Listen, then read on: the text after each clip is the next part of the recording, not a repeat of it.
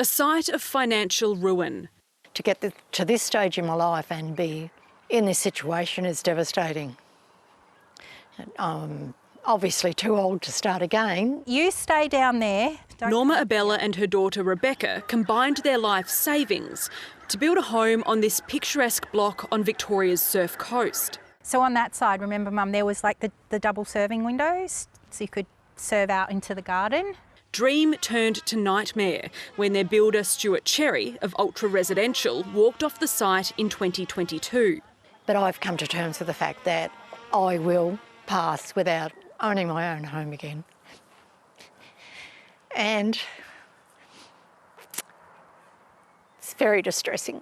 The ABC originally brought you their story in 2023. Welcome to my house. This would have been the front door. I had a nervous breakdown. It's so embarrassing to admit, but I couldn't work. This house was meant to provide a home for 3 generations. There was going to be a swimming pool down here and a granny flat out the front. Now it's under a demolition order. So this is the paperwork that I was served 2 days ago. Yeah. The family spent years caught in a bureaucratic quagmire and is waiting for a VCAT hearing. Just to get to have our case heard is, close to $60,000. I don't have that just sitting around. In April, Stuart Cherry pleaded guilty in court to failing to build according to a permit and failing to notify the surveyor of a mandatory inspection. He was forced to pay $20,000. Cherry has told the ABC he wants to facilitate a reasonable outcome for the Abella family. And as the person who's been left with the unbuilt house, I feel like the system keeps the builder safe, not me.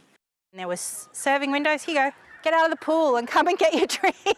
Stories like the Abellas have led to reform inside the Victorian Building Authority, now the Building and Plumbing Commission, with new consumer protections being introduced next year.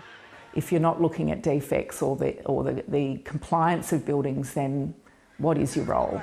So owners found that quite unsatisfactory and distressing. Building and Plumbing Commissioner Anna Cronin, thank you for joining us. Let's first take a look at this case of Rebecca and Norma and their home build on the Surf Coast. Have they been failed by the system here? Rebecca and her mother have definitely been failed by the builder, and the system, and the case of Rebecca and her mother highlights the weaknesses in the system and why we need to change it. And I'm really pleased that we have changes underway that will make a difference. And next year, those new approaches will be implemented and they will make a difference for that case and many other legacy cases. At the moment, the builder in question is suspended. We prosecuted the builder because in those circumstances that was the only legal option that we had, and we've prosecuted him. He pled guilty. He's been fined. However, his building registration's never been cancelled. It's suspended at the moment because of unpaid fees.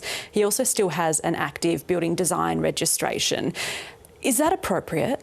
Look, we can only take action where there are grounds to take action. In terms of his building design registration, we are watching it very, very closely. He is on our radar, and I can assure you that if he puts a foot wrong, we will be taking any action that we can. The new system that starts next year will give us a rectification order power post-occupancy permit where builders will actually be required to go back and fix shoddy work. And that's the game changer. That's the big difference. And it's not unusual for us to hear that people are waiting, years in some cases to get their case heard at VCAT. Are you comfortable with Victorians having just such a long wait for some kind of conclusion in their cases? Not at all. And I've been asked, what do you think the success factors are of the new system that will come into place next year? And there are two big factors that I think we should measure ourselves against.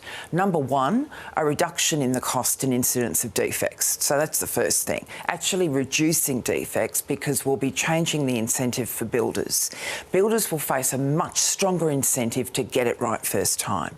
But the second key indicator that I'd like to see us succeed at is a significant reduction in cases going to VCAT. If we can't deliver that, we won't have delivered the improvements that I'm confident we can.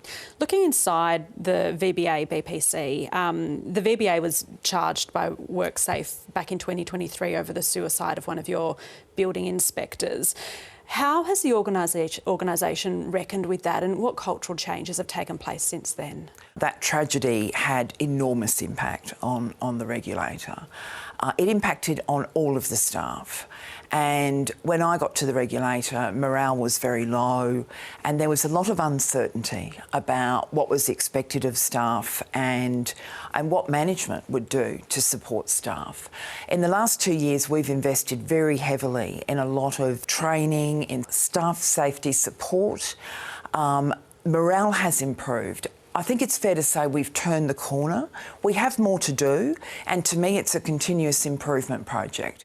What's your message to Victorians, whether they're considering, building a home, renovating a home, buying an apartment?